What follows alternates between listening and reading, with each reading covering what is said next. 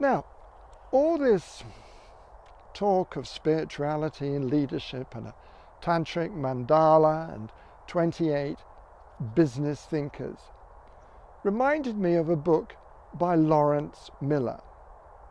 Now, you may have heard of Lawrence Miller. He's a very highly thought of instructor on Udemy, prolific in his courses, and he wrote a book called Spiritual Enterprise, Building Your Business in the Spirit of Service. I bought the book a few years ago, and it's on Amazon, and this is what it says on Amazon.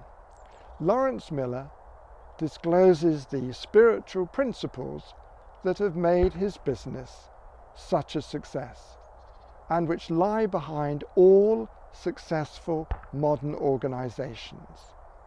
In a bold step, he sets out his conviction that there is not necessarily any contradiction between pursuing material progress, whether in the form of a nation's economy or personal wealth, and the teachings of religion. In fact, he states, it is the great challenge of one's personal spiritual struggle to remain centered in spiritual reality while pursuing success in business. And in the book, he explores principles of management for a new age. He looks at honesty and trustworthiness. Again, as I've mentioned before in this series of lectures, you might like to consider honesty and trustworthiness of your business leaders, your politicians, your leaders of religion, those in the police, those in the armed forces, those in public service. Think about their honesty and trustworthiness and whether they are living their lives in the public domain, in the service of the public, in a spirit of honesty and trustworthiness.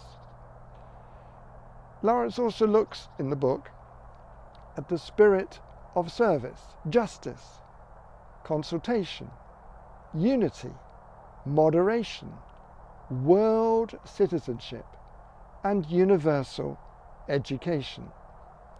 But, as Amazon say, he goes beyond this, showing how to put those principles to work in the real world of business, what he calls practical spirituality. He looks at capital and finance, design of work, structure and organization, human resources development, information systems, reward and recognition, customers, suppliers and community, and leadership.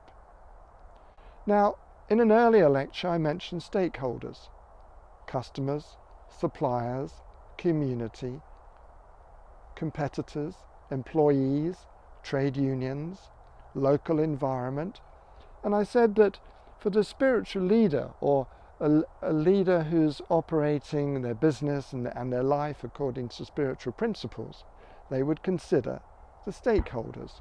And again, to go back to what Lawrence Miller is writing about in his book, human resource development, reward and recognition, customers, suppliers, community, and leadership.